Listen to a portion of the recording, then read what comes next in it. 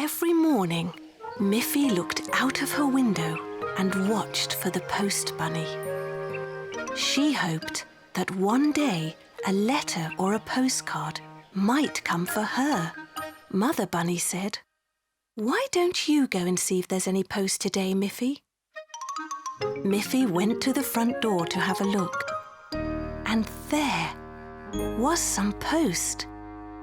She picked it up and carried it to the kitchen table. "Well, here's this morning's newspaper," said Mother Bunny. "And here is a letter for me from your Auntie Alice. And look, Miffy, here is a pretty postcard addressed to you from your friend Melanie." "How exciting!" said Miffy. Her friend Melanie was on holiday with her parents. The postcard had a pretty postage stamp on it. "Look, Mother, here are some little pictures that Melanie drew herself." "Melanie has drawn a sun on the postcard," said Miffy. "That means they are having lovely weather. And next to the sun, she has drawn some wavy lines like water. That means they are swimming in the ocean. Look, there is even a picture of a brightly coloured fish." "Yes," said Miffy's mother. "Melanie is a clever little bunny. Her next drawing is a smiling face. So that means they are having a happy time. And look, she has drawn a little picture of herself, so you know that it really is from Melanie." "I would like to send a postcard back to Melanie, and I will draw a picture of me on it," said Miffy. "Here is a postcard you can use," said Miffy's mother. "You can also draw some other pictures on it for Melanie. Why don't you draw a picture of our little house?" So Miffy took the postcard and her pencil outside and looked carefully at her house. "Yes," she thought, "my drawing looks just like our house." Then Miffy wanted to draw a flower on her postcard. So she went into her garden where a lovely flower was growing. She looked at the flower very carefully, and then she drew a picture of it on the postcard. Just then a butterfly landed on the flower, and Miffy quickly drew a picture of the butterfly. Then Miffy went back inside to finish her drawings. She drew a picture of herself and Melanie. "That will show Melanie how much I like her," Miffy thought. Miffy coloured her drawings.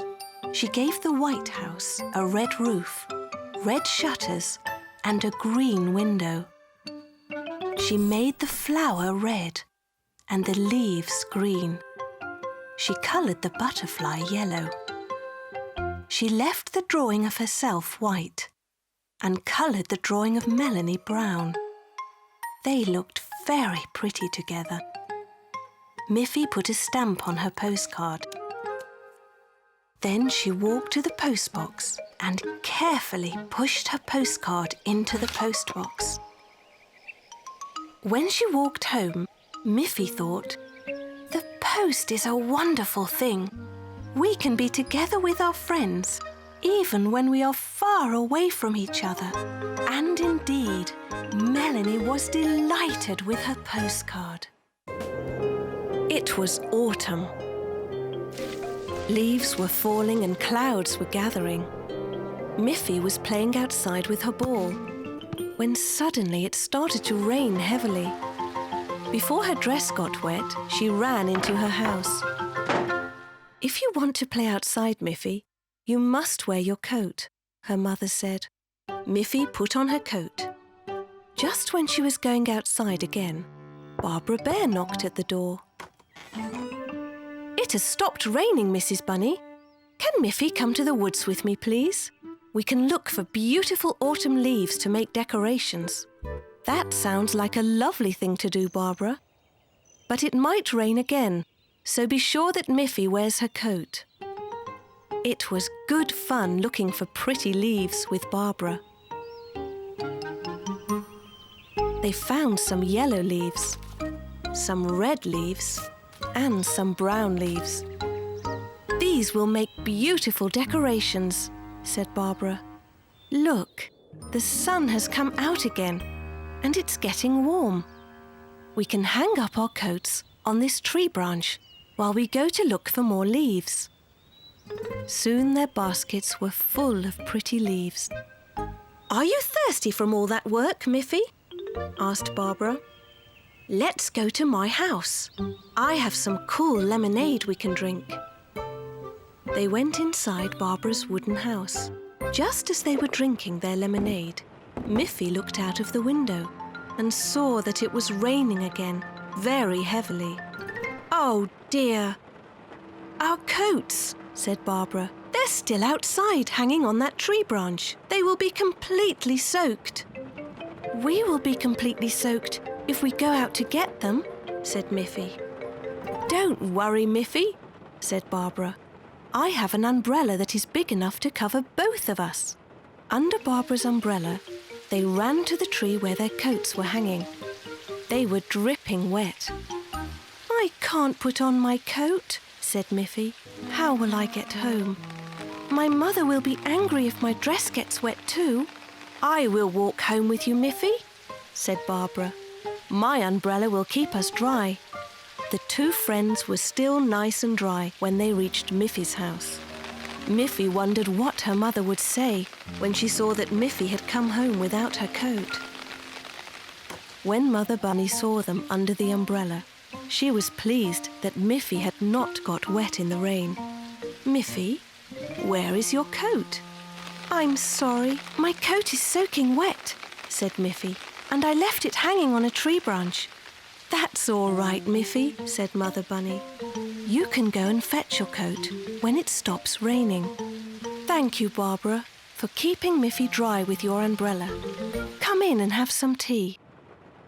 After tea, it was still raining.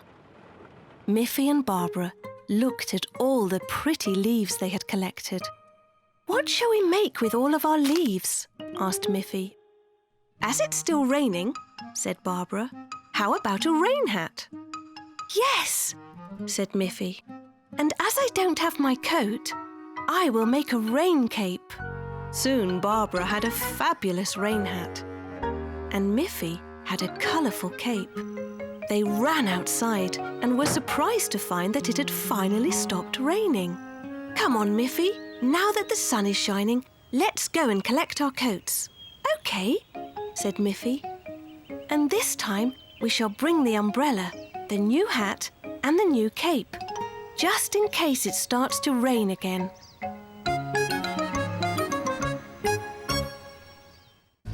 One bright day, the doorbell at Miffy's house rang. Grandpa and Grandma Bunny had come to visit. "Hello, Miffy," said Grandma Bunny. "We thought we would come and visit you in your house, but as it is such a lovely warm day, we thought we could take you to the beach instead." "Oh, how wonderful!" shouted Miffy. "I would love to show you the beach." "What a nice idea," said Mother Bunny.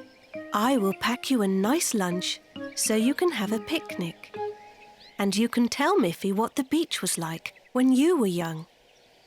Father Bunny said, "I will drive you to the beach in our car." So off they went in Father Bunny's car. When they arrived, Grandpa Bunny said, "When we were young, we used to make castles in the sand. Perhaps we can make some more today." "Yes," said Father Bunny. "I remember making sand castles too. We can all make some together." "I did it too," said Grandma Bunny. "I remember that the sand had to be wet." So Miffy picked up her bucket and went down close to the water. She filled the bucket with wet sand and brought it up to where the others were sitting.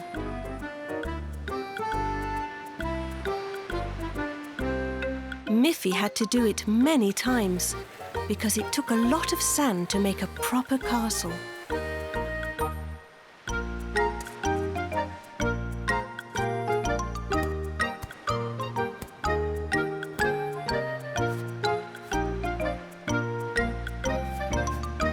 How beautiful it was! And just as the castle was finished, along came Melanie, Miffy's bunny friend.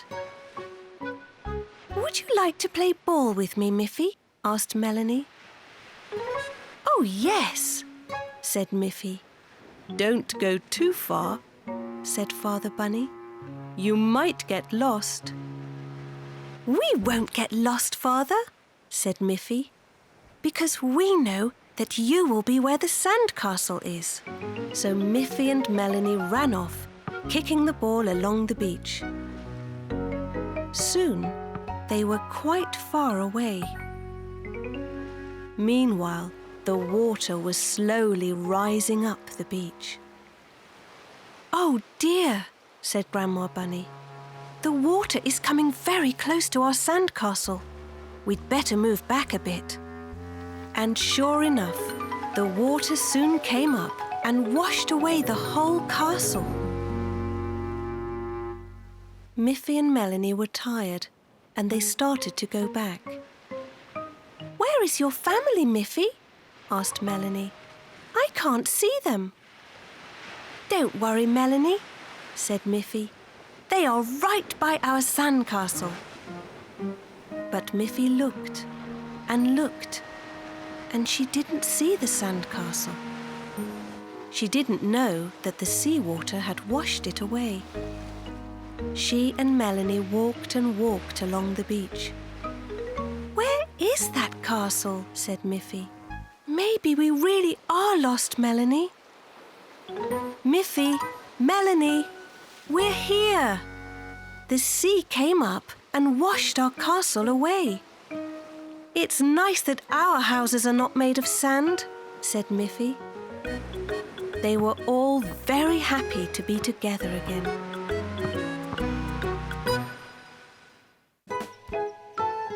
Miffy was on her way to visit her Auntie Alice. Along the way, she walked through a meadow full of colourful flowers, with butterflies fluttering all around. But look! What did she see on the ground? A caterpillar was eating a leaf from one of the beautiful flowers. "Why are you eating that leaf, little caterpillar?" asked Miffy. "I will take you to my Auntie Alice's house, and she will give you something proper to eat." She carefully picked up the little caterpillar and carried it with her to Auntie Alice's house. Miffy found Auntie Alice busy in her garden. "What do you have there?" asked Auntie Alice. "It's a naughty caterpillar," said Miffy. "It was eating a leaf from a beautiful flower." Auntie Alice laughed. "Caterpillars must eat leaves, Miffy," said Auntie Alice. "It's what they need to make their great change." "What change is that?" asked Miffy. "You will see," said Auntie Alice. "It is something so magical, you will hardly believe it." Now Miffy was very excited. She wondered what the great change could be. Auntie Alice carefully placed the little caterpillar near some tasty leaves. "You can come each day to watch the caterpillar, Miffy, and feed it some more leaves," she said. "You will see something very surprising." Miffy was very curious. She loved surprises, and she could hardly wait for her next visit. Each time Miffy came to Auntie Alice's house, she fed the little caterpillar more leaves, but she didn't see any change at all. "You must be patient, Miffy," said her Auntie Alice. "The surprise will come." On her next visit, Miffy was very sad. "Oh dear, look! The caterpillar is all wrapped up in white thread." "That is called a cocoon," said Auntie Alice. "The caterpillar made it. It's asleep inside. Next week, you will see the great surprise." Miffy was so excited that the next week she brought her friend Aggie with her to see what in the world the great change would be. They watched, but nothing happened. The white cocoon just lay there, very still. Then, suddenly, it began to move. It shook, and it quivered, and then it split. The two bunny girls leaned closer. Their eyes were wide with wonder. Out of the cocoon, there came not a caterpillar, but something else. What was it? It crawled out. Then, what a surprise! Wings opened. It really had changed. "It's not a caterpillar anymore," shouted Miffy. "It's a butterfly." "You were right, Auntie Alice. Something magical did happen. A little hungry caterpillar has changed into a beautiful butterfly." The butterfly fluttered its new wings to say goodbye and flew away.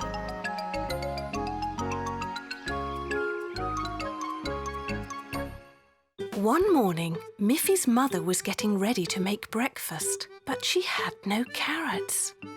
She knew that Miffy loved carrots.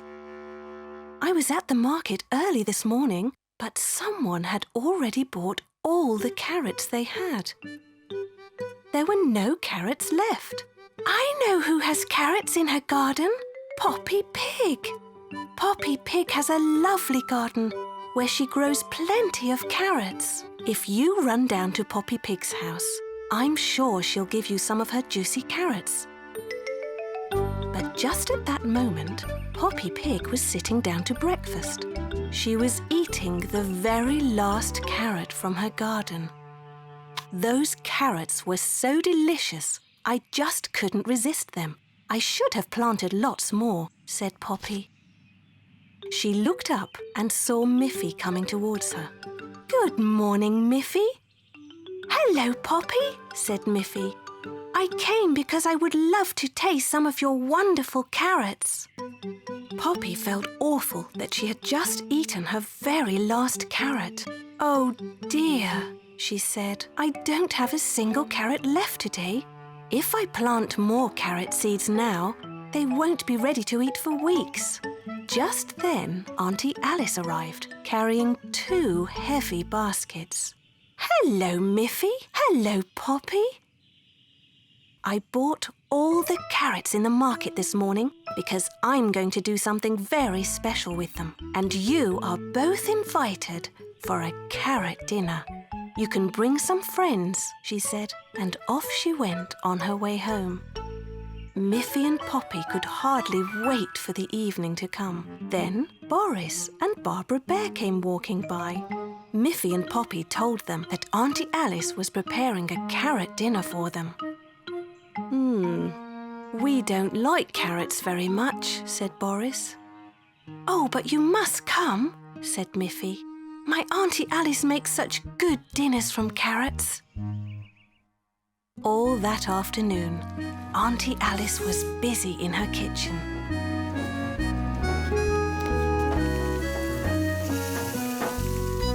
Early that evening, Boris Bear was just about to enjoy a large sandwich. "Boris," cried Barbara, "what are you doing? You know that we are invited to Auntie Alice's house for a carrot dinner tonight, and it's nearly time to leave." "Yes, but I don't like carrots," said Boris. "Neither do I," said Barbara. "But perhaps if we're hungry enough, we will. Now leave that sandwich and let's go."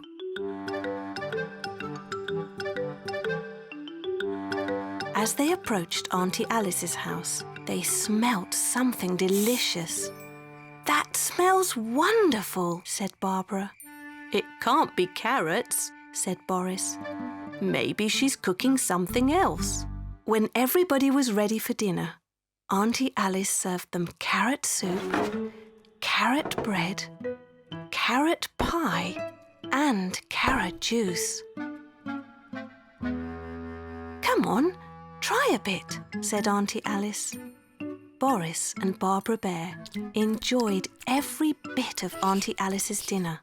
"Here's a carrot surprise for dessert," said Auntie Alice. Hooray! Shouted Boris. What a great carrot feast! On their way home, Boris said to Barbara, "That was a delicious meal. Let's plant lots and lots of carrots in our garden."